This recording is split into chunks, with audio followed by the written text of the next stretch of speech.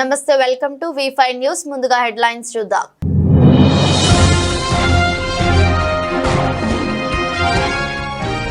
పట్టభద్రులకు ఉద్యోగాలు కల్పన ధ్యేయంగా కూటమి ప్రభుత్వం పనిచేస్తుందని అవనిగడ్డ నియోజకవర్గ నాయకులు మండలి వెంకట్రావు.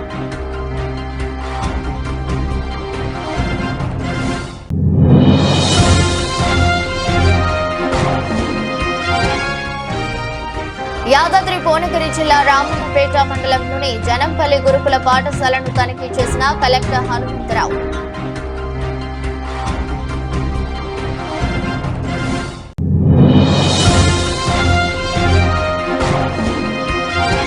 చిలుకూరు బాలాజీ ప్రధాన అర్చకుడు రంగరాజన్ను పరామర్శించడం జిల్లా ఇన్ఛార్జి ఐటీ పరిశ్రమల మరియు శాసనసభ వ్యవహారాల శాఖ మంత్రి దుద్దిల శ్రీధర్ బాబు. కృష్ణా జిల్లా అవనిగడ్డ నియోజకవర్గం పట్టభద్రులకు ఉద్యోగాలు కల్పన ధ్యేయంగా కూటమి ప్రభుత్వం పనిచేస్తుందని అవనిగడ్డ నియోజకవర్గ యువ నాయకులు మండలి వెంకట్రావు తెలిపారు. మంగళవారం నాగాయలంకలో ఎమ్మెల్సీ ఎన్నికల సందర్భంగా కూటమి నాయకుల సమావేశం జరిగింది. ఈ సందర్భంగా మండలి వెంకట్రావు నియోజకవర్గ టీడీపీ అబ్జర్వర్ కనపర్తి శ్రీనివాసరావు మాట్లాడుతూ పట్టభద్రుల ఎమ్మెల్సీ అభ్యర్థిగా పోటీ చేస్తున్న ఆలపాటి రాజేంద్ర ప్రసాద్ ను భారీ మెజారిటీతో గెలిపించాలని కోరారు. మాట్లాడారంటే అప్పటికే వాళ్ళకి తెలిసిపోయింది. మరి అట్లానే ఇక అక్రమంగా చంద్రబాబు నాయుడు గారిని అరెస్ట్ చేయడం తప్ప మన గత్యంతరం లేదనుకున్నప్పుడు చంద్రబాబు నాయుడు గారిని అరెస్ట్ చేసినప్పుడు మరి బంధువుల కన్నా ఆత్మ బంధువు గొప్ప అంటారు పెద్దవాళ్ళు. మరి అరెస్ట్ చేశారని వార్త వినగానే జనసేన అధిపతి పవన్ కళ్యాణ్ గారు ఆగమేఘాల మీద రావటం జరిగింది. ఆయన అడ్డుకోవటం జరిగింది. అడ్డుకున్నా కూడా మరుసటి రోజు వచ్చి జైల్లో చంద్రబాబు నాయుడు గారిని పరామర్శించి బయటకు వచ్చి ఒకటే ఒక మాట అన్నాడు, నేను ఈ రాష్ట్రంలో జగన్మోహన్ రెడ్డి అనే వాడిని అధపాతాళ లోకానికి తొక్కపోతే నా పేరు పవన్ కళ్యాణ్ కాదు, నాది జనసేన కాదు అని చెప్పేసి ఇద్దరు కలిసి అధపాతాళ లోకానికి తొక్కేసి కనీసం ప్రతిపక్ష హోదా కూడా లేకుండా చేశారు ఇవాళ. మరి అటువంటి పరిస్థితుల్లో మనం ఎన్ని కష్టాలు పడ్డామో మీరు అందరూ గతంలో ఆలోచించుకోండి. ఇవాళ ఎంతో సుఖంగా బతుకుతా ఉన్నాం. ఇవాళ మంచి జరగకపోయినా చెడు అయితే జరగటల్లా ఎక్కడల్లా ప్రజలకి. ఇవాళ మనం అనేక సంక్షేమ పథకాలు మాటిచ్చాం. సూపర్ 6 లో ఏవైతే ఉన్నాయో తల్లికి వందనం కానీ ఫ్రీ బస్సులకు కానీ అవన్నీ కూడా ఇచ్చిన సూపర్ 6 పథకాలన్నీ కూడా ఈ సంవత్సరంలోనే అమలు చేయడం కూడా జరుగుతుందని చెప్పి మీ అందరూ కూడా తెలియజేయండి మీరు కూడా. కాబట్టి ఈ సందర్భంగా మీరంతా కూడా గత ప్రభుత్వం ఈ ప్రభుత్వం తేడాని పల్లెటూళ్ళలో వివరించి ముఖ్యంగా ఓట్లను ఎలా ప్రభావితం చేయాలో చెప్పారు. దాని ప్రకారం మీరంతా కూడా 27వ తారీఖు పోలింగ్ దగ్గర తీసుకొచ్చి ఓట్లన్నీ కూడా పోల్ చేయటమే కాకుండా ఈ కృష్ణా జిల్లాలో అవనిగడ్డ నియోజకవర్గంలో బుద్ధప్రసాద్ గారి నాయకత్వంలో పెద్ద మెజారిటీ ఆలపాటి రాజాకు వచ్చింది అని చెప్పేసి మనం అనిపించుకోవాలని చెప్పి తెలియజేస్తా ఉన్నా. కాబట్టి ఆ విధంగా రాసుకొని టోటల్ కూడా వచ్చే విధంగా మీరు ఒక రోజు కష్టపడితే తప్పనిసరిగా పని అయిపోద్ది. ఆ తర్వాత ఆయా ఓళ్ళల్లో నాకు తెలిసి 20 ఓట్లు 10 ఓట్లు 15 30 ఓట్లు వస్తాయి. మండల హెడ్ క్వార్టర్లో మాత్రం ఒక 150 మండల హెడ్ క్వార్టర్ ఎన్ని ఉన్నాయండి? మండల హెడ్ క్వార్టర్లో తీసుకున్నప్పుడు లేకపోతే అనేక రకమైనటువంటి మాటలు పడ్డప్పుడు ఆయన ఒకటే చెప్పాడు, నన్ను నమ్మే వాళ్ళే నాతో పాటు రండి, సినిమా ఏదో వెండి తెర మీద చూపెడతా, ఎలక్షన్ అయిపోయిన తర్వాత చూపెడతా, 22 32 అనేది నాకు అంకె కాదు, నన్ను నమ్మే వాళ్ళే నాతో రండి అన్నాడు. ఆ రోజు చాలా మంది విమర్శిస్తే చంద్రబాబు నాయుడు గారు కూడా అదే చెప్పాడు. క్రమశిక్షణగా మారిపోయారు.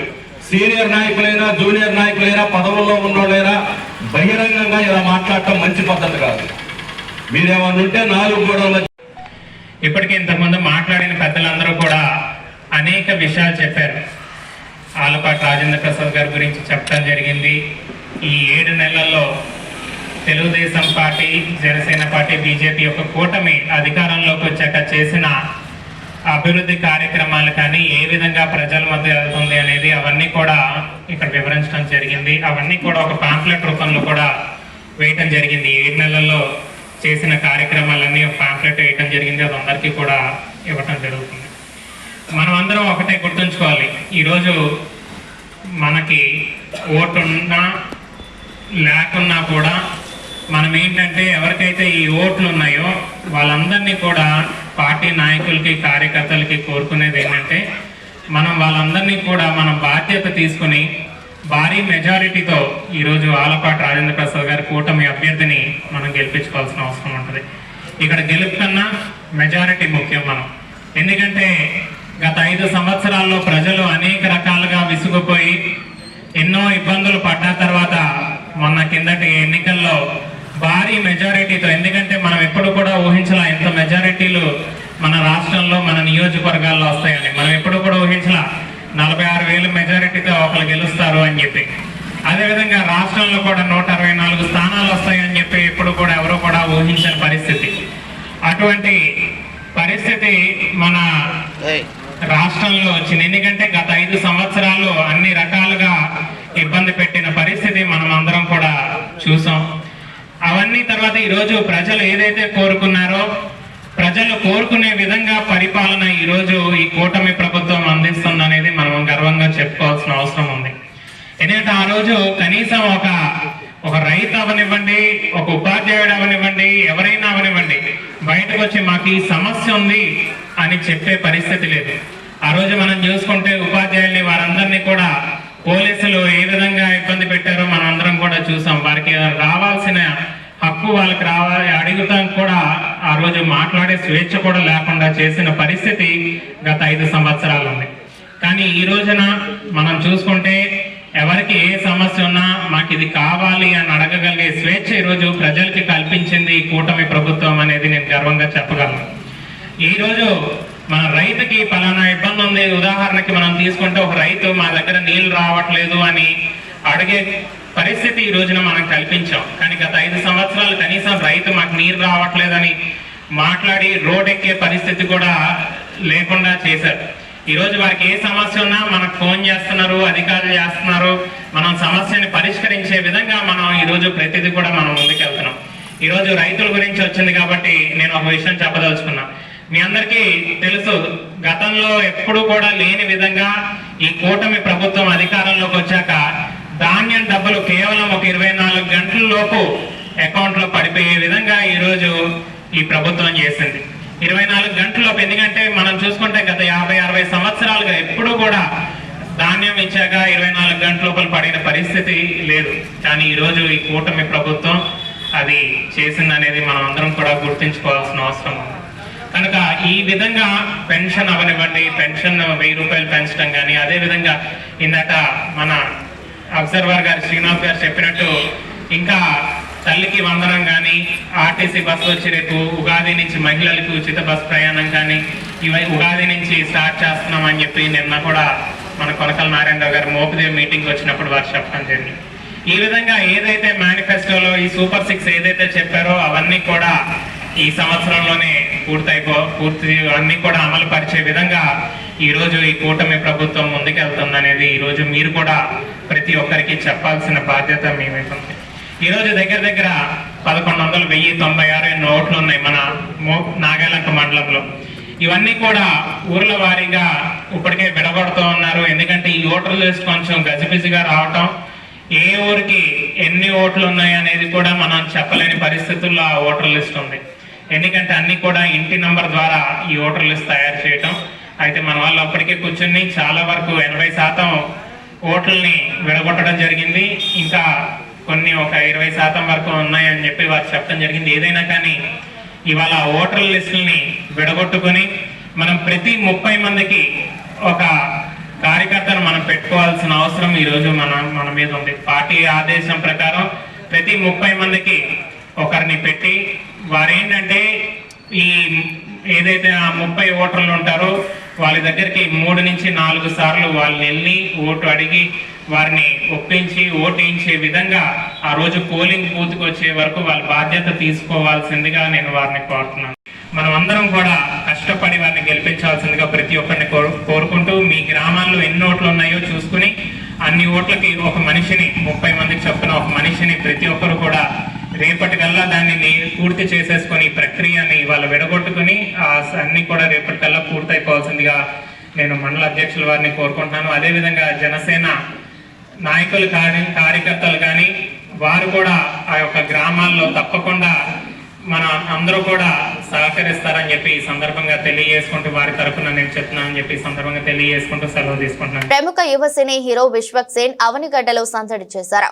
ఈ నెల 14వ తేదీ తాను హీరోగా నటించిన లైలా సినిమా విడుదల సందర్భంగా ప్రమోషన్ కోసం అవనిగడ్డ వచ్చిన విశ్వక్ సేన్ SVL క్రాంతి కళాశాలలో సందడి చేశారు.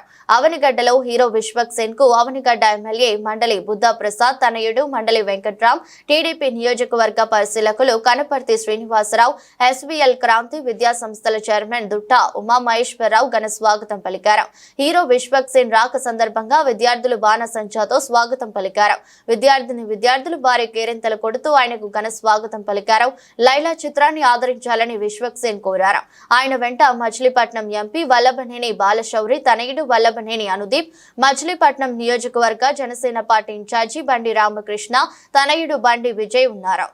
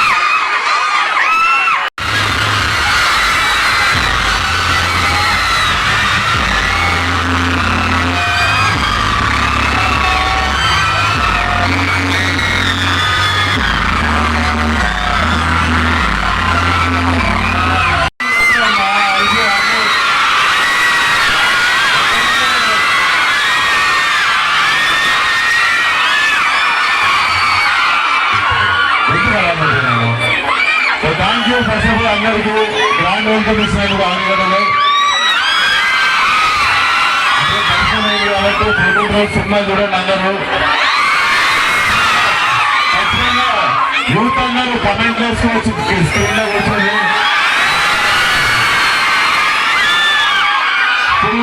యూత్ సినిమా మీరు థియేటర్లో కమెంటరీలు పాస్ చేసుకుని చాలా టైం అయి ఉంటుంది. థియేటర్లో సినిమా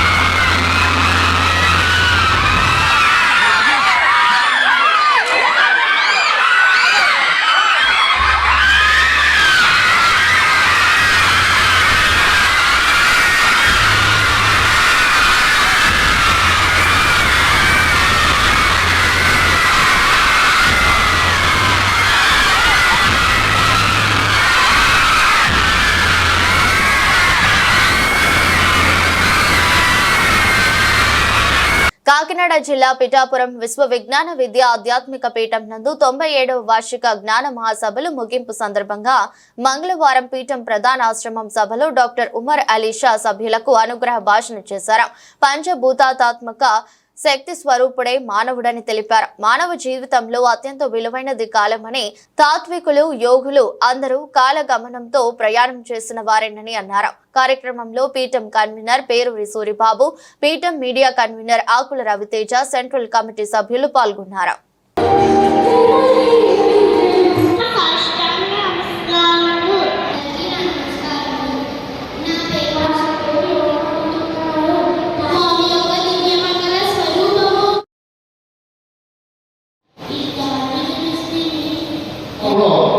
మనం చూసినప్పుడు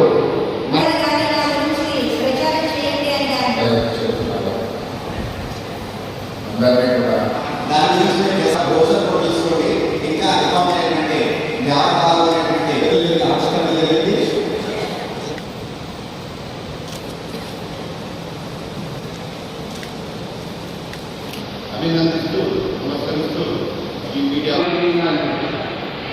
మొత్తం సేవ చేయడం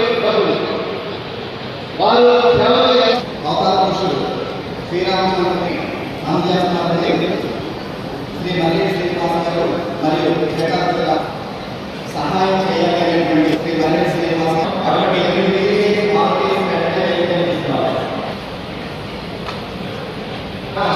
అందజేసినటువంటి 8 కుటుంబాలకు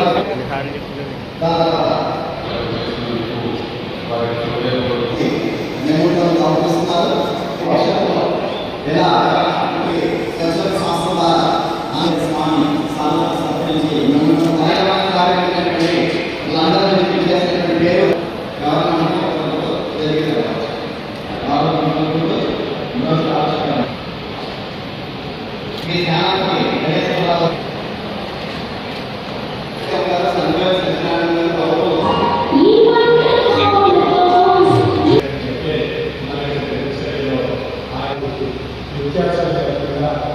ఆశీస్సులు పూర్వపీఠాధిపతుల యొక్క ఆశీస్సులు పొందుతూ తత్వం మానవత్వమే మతము, మానవత్వమే ఈశ్వరుల యొక్క ఆశీస్సులతో మనం ఈ ఉన్నతమైనటువంటి తాత్విక జ్ఞానస్థితిని పొంది తరిస్తున్నాం.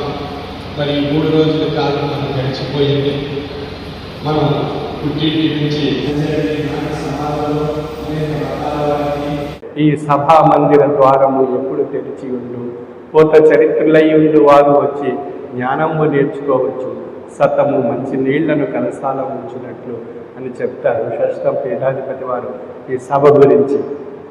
అంటే ఈ సభ మంచినీళ్ళు దాహంగా ఉండేటువంటి వ్యక్తికి మంచినీళ్ళు ఆ కొండలో ఉండేటువంటి ఆ మంచినీళ్ళు ఎంత సునాయాసంగా దాహార్తిని తీర్చుకోవడానికి వీలుగా ఉంటాయో ఆ విధంగా ఈ సభా మందిరం కూడా మన ఆధ్యాత్మిక దాహార్తిని తీర్చుకోవడానికి ఒక చక్కని ఆహ్లాదకరమైనటువంటి చల్లని ఆధ్యాత్మిక ప్రసాదం మనం ప్రసాదింపచేస్తున్నారు.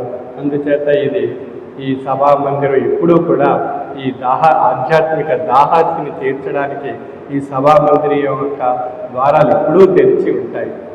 అందుచేత ఈ సభలో మనం పాల్గొన్నామంటే ఇక్కడ తాత్విక పాఠాలు మనకు ప్రసాదిస్తూ ఉంటారు. తాత్విక పాఠాలు అన్నప్పుడు ఇది బ్రహ్మ విద్య నిరింగించడు తాత్విక పాఠశాల, నానా సముపాసితంబులు అనంత కళాలసితంబులో ఉపన్యాసంబులిచ్చు సాధక జనంబు వసించెడు కాణయాచి రాకాసులనైన మోక్ష పదగాములు చేయునటన్న వింతయే అని చెప్తున్నారు. అంటే ఇది బ్రహ్మ విద్య నిరింగించడు తాత్విక పాఠశాల. భౌతిక విద్యలు ఎన్నో ఉంటాయి, మనం ఎన్నో చదువుతాం.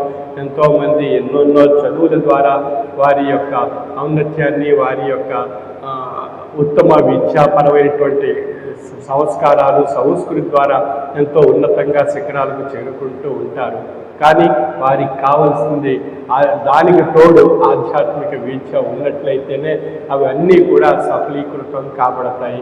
కాబట్టి అటువంటి ఆధ్యాత్మిక విద్యను ప్రసాదించేటువంటి తాత్విక పాఠశాల, అటువంటి తాత్విక పాఠశాలలో మనం అనేక రకాలైనటువంటి తాత్విక విషయాలు మనం శోధించి మనం మానసికంగా, శారీరకంగా మనం ఒక ఉన్నతమైనటువంటి శిఖరానికి చేరడానికి కావలసినటువంటి ఒక అద్భుతమైనటువంటి శక్తి మనం పొందగలుగుతున్నాం ఆధ్యాత్మిక విద్య ద్వారా.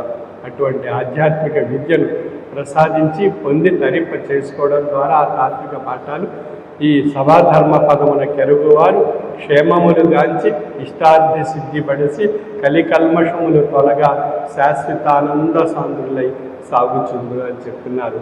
మనం ఇక్కడి నుండి ఆ యొక్క తాత్విక పాఠాలు నేర్చుకుని ఆ పాఠాల ద్వారా మనలో సంస్కారము, విజ్ఞానము, విద్య, మానవత్వము, శాంతి, ప్రేమ, సృహద్భావము, సమైక్యత, సహనము, తృప్తి, సంతోషం, సుఖము, ఆరోగ్యం, ఆనందం ఇత్యాది విషయాలన్నీ కూడా ఈ పాఠాల రూపంలో మనం పొందడం ద్వారా మనలో ఒక అద్భుతమైనటువంటి శక్తి మనలో ఏర్పడుతుంది.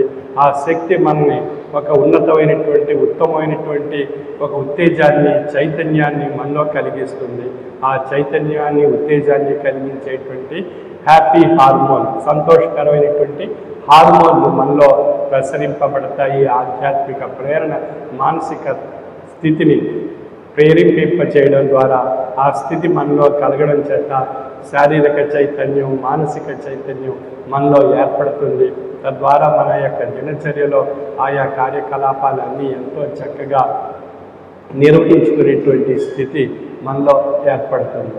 అటువంటి ఆధ్యాత్మిక విద్య మన మానసిక వ్యవస్థను ప్రేరేపింపబడడం చేతే మన దినచర్యలో మనం ఎన్నో విజయాలు సాధించేటువంటి అవకాశం కలుగుతుంది. మనం ఎంత చదువుకున్నా, ఎన్ని భౌతిక విద్యలు చదివినా మానసిక స్థితి సరిగా లేకపోయినట్లయితే మనం అవన్నీ కోల్పోతాం, ఎన్ని విద్యలైనప్పటికీ కూడా. కాబట్టి మనసుని ఒక స్టెబిలిటీ, మా మనసుని ఒక స్థిరత్వాన్ని కలిగించేదే ఆధ్యాత్మిక విద్య. అంచేత ఇది మనస్సుతో ముడిపడి ఉన్నటువంటి విద్య ఆధ్యాత్మిక విద్య. అంచేత మనసుకి దశ దిశ నిర్దేశించేటువంటిదే ఆధ్యాత్మిక విద్య. ఒక నౌక సముద్ర గర్భంలో ప్రయాణం చేస్తున్నప్పుడు ఒడ్డుకు చేరాలి అన్నట్లయితే దానికి దిక్సూచి ఏ విధంగా అయితే అవసరమో అదేవిధంగా మన జీవిత నౌక ఈ జీవిత సాగరంలో ప్రయాణం సాగిస్తూ అది ఒడ్డుకు చేరాలి అన్నట్లయితే దానికి ఆధ్యాత్మిక దిక్సూచి అవసరము. ఆ ఆధ్యాత్మిక దిక్సూచిని ఆధారంగా తీసుకొని అది ఒడ్డుని చేరుకునేటువంటి అవకాశం కలుగుతుంది. అటువంటి ఆధ్యాత్మిక దిక్సూచి మనం నిత్య ఔషధం కింద ప్రసాదించి తరింప చేయడానికి మనకు ఒక చక్కని సాధన మనం ప్రవేశపెట్టారు సద్గురువర్యులు. అది సులభంగా, సూక్ష్మంగా మన ఇంట్లో మనం నిత్య భౌతిక దైనందిన జీవన విధానం ఆచరిస్తూ మన జీవన పరమైనటువంటి ఆయా కార్యక్రమాలు నిర్వహించుకుంటూ ఆచరించేటువంటి ఒక గొప్ప తపో సాధన, త్రయీ సాధన. సిపిఐ పార్టీ ఉమ్మడి ఖమ్మం జిల్లా సీనియర్ మహిళా నాయకురాలు గణేశుల అంబోజమ్మ సంస్మరణ సభలో పాల్గొని ఆమె చిత్రపటానికి పూలమాల వేసి విప్లవ జోహార్లు అర్పించిన సిపిఐ పార్టీ రాష్ట్ర కార్యవర్గ సభ్యులు బొల్లోజు అయోధ్య. ఆయన మాట్లాడుతూ అంబోజమ్మ మరణం పార్టీకి తీరని లోటు అని, మహిళా సమస్యలు ఎక్కడ ఉన్నా నేనున్నానంటూ అక్కడికి వెళ్లి సమస్యను పరిష్కారం చేసేదని, అశ్వాపురం మండలంలోనే భూ పోరాటాలు చేసి పేదలకు భూములు పంచిందని వారు గుర్తు చేశారు. కార్యక్రమంలో సిపిఐ మండల పార్టీ కార్యదర్శి అనంతనేని సురేష్, జిల్లా ఏఐటియుసి కార్యదర్శి వేల్పుల మల్లికార్జున్, అంగన్వాడీ ఏఐటియుసి జిల్లా నాయకురాలు రెడ్డి అరుణ, సిపిఐ పార్టీ మహిళా సంఘం జిల్లా అధ్యక్షురాలు Munna Lakshmi Kumari, DCCB director Tulluri Brahmaiah, CPM party రైతు సంఘం నాయకులు స్వర్గం బాల నర్సయ్య, బీఆర్ఎస్ పార్టీ మండల నాయకులు జాలే, సిపిఐ పార్టీ కార్యకర్తలు తదితరులు పాల్గొన్నారు.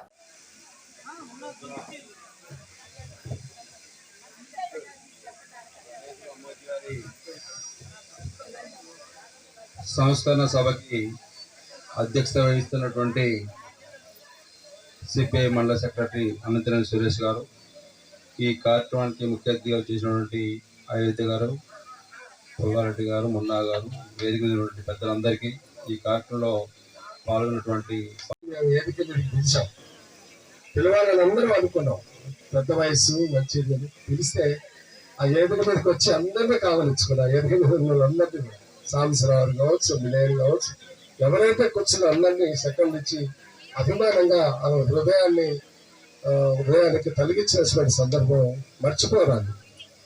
అది జరిగిన సుమారు 20 రోజులకే, 20 రోజులు కూడా పూర్తి కాలేదు, 15 రోజులకే ఈ సంఘర్షణ జరగటం, ఆమె కాలు ఎరగటం, చనిపోవటం జరిగింది.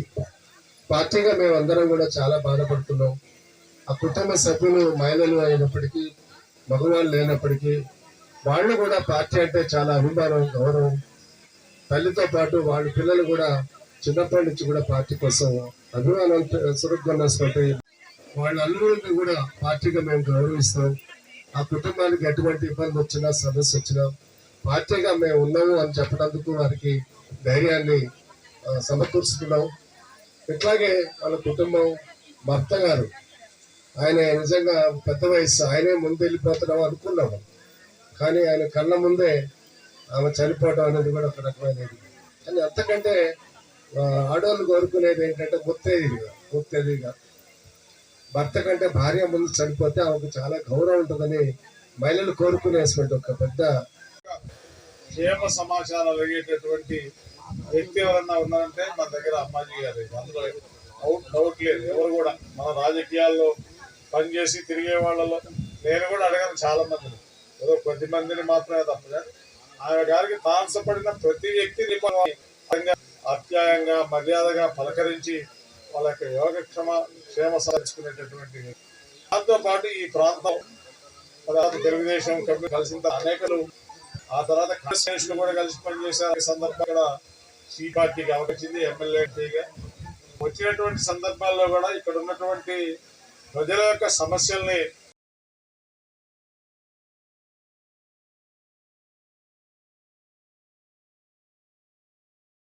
భద్రాద్రి కొత్తగూడెం జిల్లా బూర్గంపాడు మండలం సారపాకలో విశ్వ హిందూ పరిషత్ మందిర అర్చక ప్రముఖ ఓరుగంటి సురేష్ అర్చకునిపై దాడిని తీవ్రంగా ఖండించారు. అర్చక స్వాములపై దాడి చేయడం చాలా దురదృష్టకరమని అన్నారు. హిందూ వాదులపై దాడులు చేస్తున్నారని సమంజసం కాదని అన్నారు. ఇటీవల భద్రాచలంలో పీడీఎస్ సమావేశం నిర్వహించి అందులో రమేష్ పట్నాయక్ అనే వ్యక్తి రాములు వారు లేరని ఆరోపణలు చేశారు. ఇటువంటి ఆరోపణలు, ఇటువంటి దాడులను తీవ్రంగా ఖండిస్తున్నట్లు రాబోయే రోజుల్లో విశ్వ హిందూ పరిషత్ చూస్తూ ఊరుకోమని హెచ్చరికలు వారు జారీ చేశారు. ప్రభుత్వం తగిన చర్యలు తీసుకోవాలని కోరుతున్నారు. జై శ్రీరామ్. మన దేశం దైవభూమి, పుణ్యభూమి, ధర్మభూమి. దురదృష్టవశాత్తు ఈ పుణ్యభూమి, దైవభూమి అటువంటి హిందూ దేశంలో హిందువుల మీద, అర్చక స్వాముల మీద, దేవాలయాల మీద, గోమాతల మీద దాడులు జరగటం దురదృష్టకరం. మొన్ననే ఈ చిలుకూరి బాలాజీ దేవాలయ అర్చక స్వామి అయినటువంటి సి రంగరాజన్ గారి మీద కొంతమంది ఉన్మాదులు దాడులు చేశారని చెప్పేసి విన్నాం. ఈ దాడిని విశ్వ హిందూ పరిషత్తు తీవ్రంగా ఖండిస్తోంది. ఈ మధ్యనే అర్చక స్వాముల మీద, దేవాలయాల మీద దాడులు జరగటం విశ్వ హిందూ పరిషత్తు ఆందోళన వ్యక్తం చేస్తోంది. సమాజంలో అర్చకులు మూలస్తంభాలు లాంటి వాళ్ళు. హిందూ ధర్మాన్ని కాపాడడంలో అర్చకులు, పురోహితులు మంచి పాత్రను వహిస్తున్నారు. అలాంటి పాత్ర వహించేటువంటి ఈ అర్చక స్వాముల మీద దాడి జరగటం దురదృష్టకరం. రంగరాజన్ గారు కూడా మంచి జాతీయవాది, మహావక్త. ఆయన హిందూ ధర్మానికి వ్యతిరేకమైనటువంటి వాటన్నిటి కూడా ఖండిస్తూ ధర్మసహితమైనటువంటి కార్యక్రమాలు కూడా చేస్తూ ఉన్నారు. అలాంటి అర్చక స్వామి మీద దాడి జరగటం దురదృష్టం. ఈ మధ్యనే భద్రాచల పుణ్యక్షేత్రంలో పీడీఎస్యు అనేటువంటి వామపక్ష విద్యార్థి సంస్థ అయినటువంటి విద్యార్థి విభాగం ముఖ్య అతిథిగా ఆంధ్రప్రదేశ్ విద్యా పరిరక్షణ వేదిక చైర్మన్ అయినటువంటి రమేష్ పట్నాయక్ అనేటువంటి వ్యక్తిని తమ యొక్క రాష్ట్ర మహాసభలకు ఆహ్వానించి శ్రీరామచంద్రమూర్తిని, రామాయణాన్ని దగ్గర ఉండి కించపరుస్తే చూడటం జరిగింది. ఇది కూడా చాలా దురదృష్టకరం. ఆ మహానుభావుడు రాముడు పుట్టలేదని చెప్పేసి, రామాయణం మొత్తం కల్పితమని చెప్పేసి ఇలా చెబుతూనే శంభూకుడైనటువంటి దళితుడిని రాముడు వధించాడు, మనందరికీ ఎలా ఆదర్శవంతం అవుతాడని చెప్పేసి కూడా ప్రశ్నించారు. ఓరి పిచ్చివాడా, రాముడు లేడు, పుట్టలేనప్పుడు శంభూకుని వదలను ఎట్లా నమ్మావు? ఇలా భద్రాచల పుణ్యక్షేత్రం అంటే రామక్షేత్రం, ధర్మక్షేత్రం. ఈ రామక్షేత్రంలోకే నీవు వచ్చి రాముడిని కించపరచడం నేరం కూడా. ఇది హిందువుల యొక్క మనోభావం దెబ్బతిన్నది. ఇలాంటివి అర్చక స్వాముల మీద దాడులు కానీ, హిందూ దేవీ దేవతలు కానీ కించపరచడం కానీ, దేవాలయాల మీద దాడులు జరగడం కానీ ఇలా పునరావృతం అయినట్లయితే విశ్వ హిందూ పరిషత్ చూస్తూ ఊరుకోదు. మేము హెచ్చరిస్తున్నాం. ఇలాంటి విషయాలు ప్రభుత్వాలు పట్టించుకొని హిందూ ధర్మం మీద దాడులు జరగకుండా చూడాలని చెప్పేసి మనవి చేసుకుంటున్నాం. జై శ్రీరామ్. భద్రాద్రి కొత్తగూడెం జిల్లా పాల్వంచలో గాన గంధర్వుడు ఘంటసాల వెంకటేశ్వరరావు వర్ధంతి సందర్భంగా కాసిం మెగా ఫ్యాన్స్ అధ్యక్షుడు మరియు శ్రీ వెంకటేశ్వర కళానాట్య మండలి అధ్యక్షుడు భాషా ఆధ్వర్యంలో ఘనంగా ఘంటసాల చిత్రపటానికి పూలమాల వేసి ఘన నివాళులర్పించారు. ముందుగా కార్యక్రమంలో కాసిం మాట్లాడుతూ ఘంటసాల వెంకటేశ్వరరావు గారు లేకపోయినా ఆయన పాడిన ఎన్నో వేల పాటలు మన ముందు ఇంకా సజీవంగానే మిగిలి ఉన్నాయని ఆయన తెలిపారు. కార్యక్రమంలో కాసిం బాషా, మేలా రహీం, జానీ, రసూల్, మీరా మస్తాన్, సిద్ధు తదితరులు ఉన్నారు.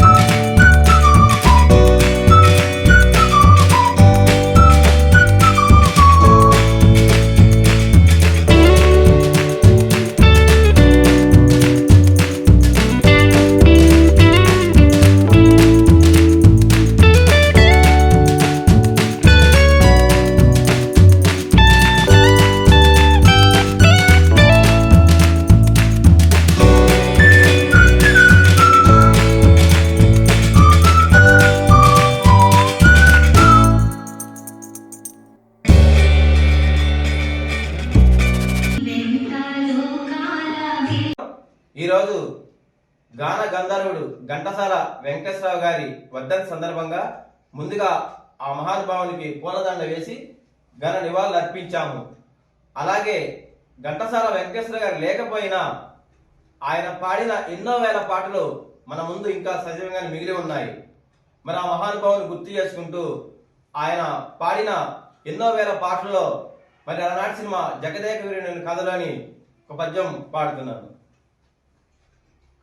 ప్రాణ సమానలైన వదలు భార్యలు నలుగురే నాకు వేరే మాని నిల్చెనో ఇచట మాత కదా పరకాంత మాత కదా పరకాంత మాయ ఏదైనా ఇదే జగజ్జననియాల బయల్పడి రాగదమ్మా బయల్పడి రాగదమ్మా ఈ దీనుని పుత్రవచలత జీవన సేయకదమ్మా తలివై.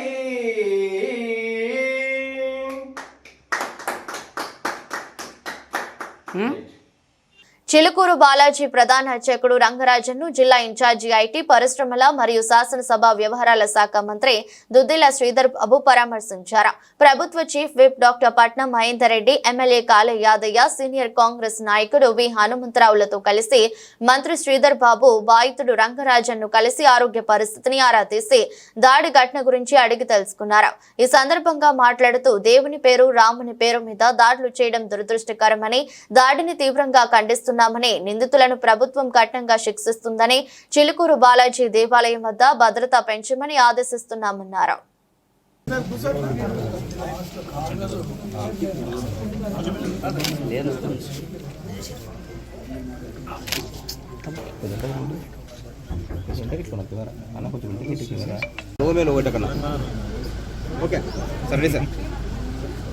నిన్న చిలుకూరు బాలాజీ ఆలయానికి సంబంధించిన ప్రధాన అర్చకులు సౌందర్య రాజన్ వారిపై జరిగిన దాడిని, సౌందర్య రంగరాజన్ గారి పైన జరిగిన దాడిని ప్రభుత్వం తీవ్రంగా ఖండిస్తూ ఉంది. రామరాజ్యం పేరిట ఎవరైనా హింసాత్మకమైన ఘటనలు చేసినా ప్రభుత్వం చూస్తూ ఊరుకునేది లేదు, ఉపేక్షించేది కూడా లేదు. ఈరోజు దాడులు చేసిన వారిపై కఠినంగా ప్రభుత్వం వ్యవహారం చేస్తుంది. నిన్న కూడా జరిగిన సంఘటనకు సంబంధించిన సమాచారాన్ని పూర్తి స్థాయిలో ఒక పక్షాన వెనువెంటనే ఆ నిందితులను అరెస్ట్ చేస్తూ స్థానిక పోలీస్ యంత్రాంగం యాదాద్రి భువనగిరి జిల్లా వలిగొండ మండల కేంద్రంలోని స్థానిక ఎమ్మెల్యే కుంభం అనిల్ కుమార్ రెడ్డి నివాసంలో మీడియాతో మాట్లాడుతూ తెలంగాణలో ప్రత్యక్ష పార్టీలు సోషల్ మీడియా ద్వారా తప్పుడు ప్రచారం చేస్తున్నాయని, రాష్ట్రం ప్రభుత్వంపై అబద్దాల ప్రచారం నిర్వహిస్తుందని, గత ప్రభుత్వం 10 సంవత్సరాలు పరిపాలన చేసి లక్షల అప్పులు చేసిన ఘనత కేసీఆర్ ప్రభుత్వానికి దక్కుతుందని, కాంగ్రెస్ ప్రభుత్వం వచ్చే ఏడాదిలో బీజేపీ పార్టీ టీఆర్ఎస్ పార్టీ వాళ్ళు తప్పుడు ప్రచారం సోషల్ మీడియాలో ఇష్టానుసారంగా మాట్లాడుతున్నారని తెలంగాణ ప్రజలు గమనించాలని, వచ్చే స్థానిక ఎలక్షన్లలో టీఆర్ఎస్ పార్టీని బీజేపీ పార్టీని చిత్తుగా ఓడించి సరైన బుద్ధి చెప్పాలని, రాష్ట్రంలో అన్ని కులాల అభివృద్ధి లక్ష్యంతో రేవంత్ రెడ్డి పనిచేస్తున్నారని మాట్లాడారు. కార్యక్రమంలో మండల అధ్యక్షులు పాసం సత్యరెడ్డి, పట్న అధ్యక్షులు కనుకల కిష్టయ్య, మార్కెట్ చైర్మన్, మాజీ ఎంపీపీ, మండల నాయకులు, జిల్లా నాయకులు పాల్గొన్నారు. అవసరం ఉంది మాకని మనం చెప్పినాం. ఒక హైదరాబాద్ కాదు, ఈడ కూడా అవసరం. మురికి నీళ్ళు పోతున్నాయి, ఈడ బతకడం కష్టమైంది. చేపలు పట్టాలంటే మత్స్యకారులకు ఇబ్బంది ఉంది, ముదిరాజులకు ఇబ్బంది ఉంది, బెస్తోళ్ళకి ఇబ్బంది ఉంది, గౌడన్నలకు కళ్ళు కూడా ఆఖరికి వాళ్లకు తాడి చెట్ల అంత కలుషితమైన ఆహారం, కలుషితమైన ఒడ్లు, కలుపు కూలోళ్లకు నాట్లు పెట్టాలంటే మహిళలు నీళ్ళలో దిగాలంటే ఇబ్బంది ఉంది. ఈడ బతకడానికి కష్టం ఉంది. మూసి మీద బతికిన వాళ్ళు, మూసి చుట్టూ ఆ నది పరివాహక ప్రాంతం మీద బతికిన వాళ్ళు నదికి 10 కిలోమీటర్ల దూరం పోయి బతికే పరిస్థితి దాపరిస్తే ఈరోజు ముఖ్యమంత్రి గారి స్వయాన వచ్చి ఆయన పుట్టినరోజు నాడు వచ్చాడు. అది ఎంత చిత్తశుద్ధం మీరు గ్రహించాలి. పుట్టినరోజు నాడు యాదగిరిగుట్ట లక్ష్మీనరసింహస్వామి దర్శనం చేసుకొని ఇంకే పని పెట్టుకోకుండా మన ప్రాంతం మన సమస్య తెలుసుకోవడానికి వచ్చిండు. ఆడ మూసి ప్రక్షాళన ఖచ్చితంగా కట్టుబడి ఉన్న ఈడ దాదాపు 1000 మంది జనం, దాదాపు 40,000 మంది జనం కూడా ముఖ్యమంత్రి గారు వస్తారు. మా మూసి సమస్యలు చెప్పుకుంటామని వస్తే ఆయన చూసిండు. దాన్ని ఇంకా పట్టుదలతోటి ఇది ఖచ్చితంగా చేస్తాను కూడా ముఖ్యమంత్రి గారు చెప్పిర్రు. ఆ రోజు మరి మూసి ప్రక్షాళనకు మరి హైదరాబాదు మూసి రివర్ ఫ్రంటే కాదు, మూసి ప్రక్షాళన వాడపల్లి వరకు కూడా చేస్తాను కూడా ముఖ్యమంత్రి గారు చెప్పారు. గౌరవ వెంకరెడ్డి గారు వచ్చారు. అట్లనే ముఖ్యమంత్రి గారు ఆ రోజు సంగం బ్రిడ్జ్ కూడా ఎప్పటి నుంచో ఉన్న కళది దాదాపు 37 కోట్లతోటి దానికి శాంక్షన్ కూడా ఇచ్చింది. భీమలింగం దర్శనం చేసుకుంటూ ఆ శివయ్యని దర్శనం చేసుకొని అక్కడ దానికి 2 కోట్ల రూపాయల శివలింగం కూడా బాగా చేసుకోండి అని చెప్పి దానికి సంబంధించిన ప్లాన్స్ కూడా చేస్తున్నాం. దానికి సంబంధించిన ప్లాన్స్ కూడా అవుతున్నాయి. వాళ్ళకి సంబంధించి దాదాపు 120-150 కోట్లతోటి 25 ఎకరాలలో ఓ ఇంటగ్రేటెడ్ స్కూల్ పెడుతూ వాళ్ళకు మంచి ఫెసిలిటీస్, ఓ లైబ్రరీ, ఓ కంప్యూటర్ ఫెసిలిటీస్, కంప్యూటర్ ల్యాబ్స్ కానీ, మరి సైన్స్ ల్యాబ్స్ కానీ, ఓ ఇండోర్ స్టేడియం, అక్కడ స్టేడియం కానీ, ఆటలు, స్పోర్ట్స్ ఇట్లాంటివన్నీ గొప్పగా తీర్చిదిద్దే కార్యక్రమం చేస్తుంది. దాదాపు 50-20 కాన్స్టిట్యున్సీలలో స్టార్ట్ అయినాయి కూడా ఇప్పుడు. అంటే ఈ విధంగా అప్పుల రాష్ట్రంగా మిగిల్చినప్పటికీ కూడా సాహసోపేతంగా ముఖ్యమంత్రి రేవంత్ రెడ్డి గారు ఈ విధమైన నిర్ణయాలు తీసుకొని ముందుకు పోతుంటే ఇది అర్థమే అవుతలేదు. ఎందుకు ఇట్లా అపోహలు సృష్టిస్తూ ఇది ప్రజలు గ్రహించాలి.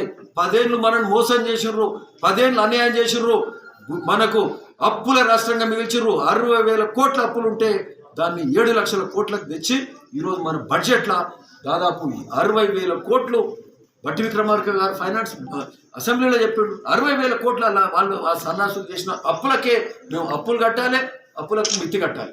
ఆ కిస్తీలు మిత్తికి 60,000 కోట్లు పోతే ఎక్కడికెళ్ళి చేయాలి? సో ఇబ్బందికర పరిస్థితులు అయినా కూడా ఇవన్నీ కూడా అడ్జస్ట్ చేసుకొని మా బట్టి విక్రమార్క గారు ముఖ్యమంత్రి గారు కూర్చొని ఫైనాన్స్ను మరి పకడ్బందీగా చేస్తూ అందరికి మేలు చేసే కార్యక్రమం ఈ రాష్ట్రంలో జరుగుతుంది. ఇనిషియల్గా ఇన్ని పథకాలు పెట్టినప్పుడు, ఎక్కువ పథకాలు పెట్టినప్పుడు ఎందుకంటే ప్రజలకు మేలు చేయాలి, అన్ని విధాలు అందరికి మేలు కావాలి. 10 ఏళ్ళు నష్టపోయారు, ఇల్లు కావాలి, రైతు రుణమాఫీ కావాలి, రైతు భరోసా కావాలి, రైతు భరోసా పెంచాలి. రైతు భరోసా కూడా మొదలు పెట్టినాం. ఈరోజు ఇప్పుడు 2 ఎకరాల వరకు వచ్చింది. ఇంకా మిగతాది కూడా రైతు భరోసా ఖచ్చితంగా వచ్చే వారమో 10 రోజులలో అవుతుంది. అయితే ఇంకో 4-5 రోజులు అవుతుంది. ఎక్కువైతే ఏమయ్యేది ఉంది, ఏం కొబ్బలాడకపోయేది ఏం లేదు. కానీ 2 సంవత్సరాలు అయితే కావు కదా. 5 ఏళ్ళు రుణమాఫీ చేయకపోయి పోయినసారి మేము మొదటి సంవత్సరంలో చేసినాం కదా. అంటే క్లియర్గా ఉదాహరణ అవపడుతుంటే ఆ కేటీఆర్ ఇక చాలా గొప్పలు. అంటే ఇక ఏమంటారు, బాగా మాటలు నేర్చిన వాళ్ళు. కేసీఆర్ కుటుంబం అంటేనే మాటల మాత్రమే, ఏదంటే అది వచ్చింది మాట్లాడతాం, మభ్యపెట్టే కార్యక్రమం చేస్తారు. మళ్ళా తెలంగాణ ప్రజలను మళ్ళీ మభ్యపెట్టే కార్యక్రమం చేస్తూ వాళ్ళు నమ్మితే మాత్రం ఆగబెట్టి ఈరోజు ఒక ప్రజాస్వామ్య ప్రభుత్వం వచ్చింది, ప్రజాపాలన వచ్చింది. ప్రతి ముఖ్యమంత్రిని కలవడానికి మంత్రులకు, ఎమ్మెల్యేలకు అందరికీ అవకాశం ఉంది. స్వేచ్ఛగా మాట్లాడుకునే అవకాశం ఉంది. మేము ఎప్పుడంటే అప్పుడు వెళ్ళి అడగడానికి ఆస్కారం ఉంది.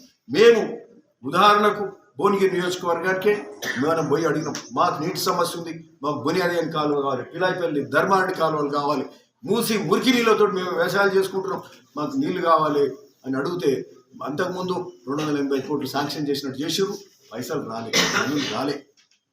సంవత్సరానికి 3 కోట్లు రాకపోతే ఎడికెళ్ళైతే పనులు. మరి అవి కిరాయిలకు, జేసీబీలకు, వాటి వీటి జీతాల కింద పోయితే ఈరోజు 500 కోట్ల రూపాయలు ఈ 3 కాలువలకు ఉత్తమ్ కుమార్ దాదాపు 500 కోట్లు, 10-15 కోట్లు తక్కువ ఉండొచ్చు, అంత శాంక్షన్ చేసి ఈరోజు సాగునీరు కాలువలకు ఇరిగేషన్ మంత్రి మన దగ్గరకు వచ్చి రివ్యూ పెట్టి శాంక్షన్ చేసి ఎప్పుడైనా జరిగిందా? మిత్రులకు, సహచర మా కాంగ్రెస్ పార్టీ నాయకులు, కార్యకర్తలు అందరికీ నమస్తే. ఈరోజు ఇక్కడ పొలిగొండలో మరి ప్రెస్ మీటు మీ అందరూ కూడా ఇవ్వడం జరిగింది. సరే, ఈరోజు దాదాపు 14 నెలలు కావస్తుంది కొత్తగా వచ్చిన ప్రభుత్వం. ప్రజాపాలనలో అనేక కార్యక్రమాలు చేస్తూ ఈరోజు ప్రజలకు మేలు చేసే కార్యక్రమం చేస్తుంటే ప్రతిపక్షాలు అంటే అబద్ధపు సోషల్ మీడియాలు పెట్టుకొని ఎక్కడనో పూనా నుంచో ఎక్కడనో దుబాయ్కి వెళ్ళో అంటే అడగోలు డబ్బులు సంపాదించుకున్నారు కాబట్టి సోషల్ మీడియాకి ఎక్కువ ఖర్చు పెట్టుకొని ఈ ప్రభుత్వాన్ని అంటే ఒక రాద్ధాంతం చేసి ప్రజలలో అయోమయం సృష్టించే కార్యక్రమం చేస్తుంది. ఏదో తప్పు జరుగుతుంది, ఏదో సరిగ్గా లేదు రాష్ట్రంలో అనేది ఒక అనిశ్చిత పరిస్థితి తీసుకొచ్చే కార్యక్రమం ఈ టీఆర్ఎస్ ప్రభుత్వం చేస్తుంది, టీఆర్ఎస్ పార్టీ చేస్తుంది. ఈరోజు 10 ఏళ్ల పాటు వాళ్ళు పాలన చేసి ఏ ఒక్క కార్యక్రమం కూడా సరిగ్గా చేయలేదు. వాళ్ళు కట్టిన కాళేశ్వరం ప్రాజెక్ట్ కూలిపోయింది, 1,00,000 కోట్లు అప్పులు చేసిండ్రు ఒక్క కాళేశ్వరం ప్రాజెక్టుకు. దానికి ఈరోజు సంవత్సరానికి దానికి అసలు మిత్తి కలిపి దానికే ఒక 13,000 కోట్లు కట్టాలి సంవత్సరానికి. అంటే మొత్తం తెలంగాణ ప్రభుత్వం మీద అంటే ప్రజల మీద మనందరి మీద అప్పులు మోపి భారం మోపి ఈరోజు ఏ కార్యక్రమం చేయాలంటే కూడా జర ఇబ్బందికర పరిస్థితిని తీసుకొచ్చి ఈరోజు అయినా కూడా సాహసోపేతంగా ఇట్లాంటి కార్యక్రమాలు చేస్తుంటే, మంచి కార్యక్రమం, సంక్షేమ అభివృద్ధి కార్యక్రమం అన్నీ చేస్తుంటే దీని మీద మరి ఒక అయోమయం సృష్టించే కార్యక్రమం చేస్తున్నారు. అది తప్పితే ఇంకోటి కాదు. ఈరోజు నిజంగా ఈరోజు మా వరకు ఒక శాసనసభ్యునిగా, భువనగిరి శాసనసభ్యునిగా నాకైతే ఈరోజు అంతా మంచి జరుగుతుందనే భావన అయితే నాకు ఉన్నది. ఎందుకంటే గత 14 నెలలకే చూస్తే వస్తూనే ఉచిత బస్సు ప్రవేశం పెట్టడం అయింది మహిళలకు, ఉచితంగా కరెంటు 200 యూనిట్ల కరెంటు బిల్లు మొదలు పెట్టడం జరిగింది. మరి ఆరోగ్యశ్రీ 5 లక్షల నుంచి 10 లక్షలు ఇచ్చే కార్యక్రమం, గ్యాస్ సిలిండర్ 500 రూపాయలకి ఇచ్చే కార్యక్రమం మొదలైంది. మరి అంటే ఇట్లా అనేక కార్యక్రమాలు జరుగుతున్నాయి. ఆ తర్వాత రైతు రుణమాఫీ కార్యక్రమం మరి 22,000 కోట్లు ఒకేసారి. అంతకుముందు ప్రభుత్వం నాలుగేళ్ళు చేస్తే మితికింది పోయింది, రెండో దఫా 5 ఏళ్ల సంవత్సరం. భద్రాద్రి కొత్తగూడెం జిల్లా చర్ల మండలంలో 6 గ్యారెంటీలు అమలు చేయాలని, ఇందిరమ్మ ఇల్లు అర్హులైన వారికి రేషన్ కార్డులు ఇవ్వాలని, భూమి లేని పేదలకు భూమి ఇవ్వాలని కోరుతూ ఎంఆర్ఓ కార్యాలయం వరకు ప్రదర్శన ధర్నా నిర్వహించి వినతి పత్రం సమర్పించారు. కార్యక్రమంలో సిపిఐ ఎంఎల్ న్యూ డెమోక్రసీ రాష్ట్ర కార్యదర్శి వర్గ సభ్యులు కామ్రేడ్ ఆవునూరి మధు ప్రసంగించగా, ఈ కార్యక్రమంలో భద్రాచలం డివిజన్ కార్యదర్శి ముసలి సతీష్, డివిజన్ నాయకులు జక్కం కొండలరావు, కప్పల సూర్యకాంతం, సమ్మక్క తదితరులు ఉన్నారు. మెల్లు డెమోక్రసీ మెల్లు డెమోక్రసీ 6 గ్యారెంటీలు అమలయ్యేంత వరకు కోడు భూములకే అర్హులైనటువంటి వారికి ఇందిరమ్మ ఇళ్లను, రేషన్ కార్డులను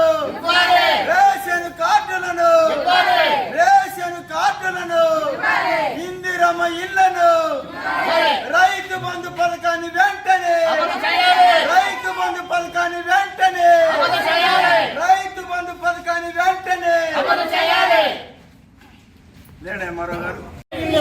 పేదలందరికీ, అర్హులైన వాళ్ళందరికీ రేషన్ కార్డులను, అర్హులైనంత వారందరికీ రేషన్ కార్డులను, పేదలందరికీ ఇందిరమ్మ ఇళ్ళని, పేదలందరికీ ఇందిరమ్మ ఇళ్ళని, ఇందిరమ్మ ఇళ్ళని